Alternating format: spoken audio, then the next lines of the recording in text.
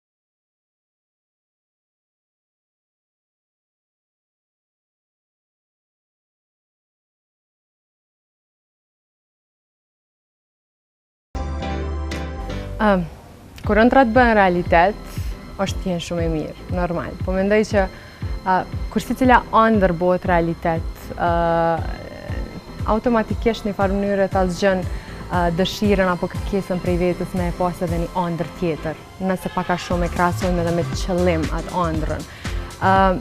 Ëndrat e mia natyrisht janë shumë të lidhura si për veten, për familjen, për njerëz të afërt, po jo vetëm.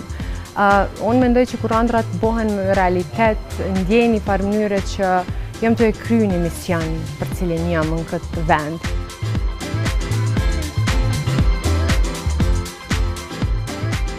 Jam më e përmbushur natyrisht kur i kam qikat afër, Adonisin afër, njerëz të dashtun, shoqë rahat, edhe nëse si kam aty afër, ndërsa nëse e krahasoj me një periudhë të ditës, jam ma e përmbushun mramje, masi që janë kry krejt kallakomat e ditës, edhe bona gati mramje flajt, edhe qikat janë të flajt si kingja.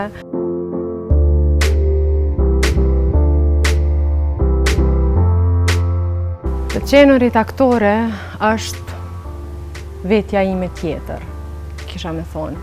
Qenurit aktore është Teuta, ajo Teuta ambicioze, me shumë kërkesa prej vetës, me dëshirën e madhe për mu sfidu, me dëshirën e madhe për me provu shumë gjana të reja, edhe të qenunit aktore e ka një fuqi që në moment kur jam e veshur në kostumin e personazhit është një mrekulli sepse në ato pak momente jetoj edhe shumë jetë të ndryshme të atyre personazhve.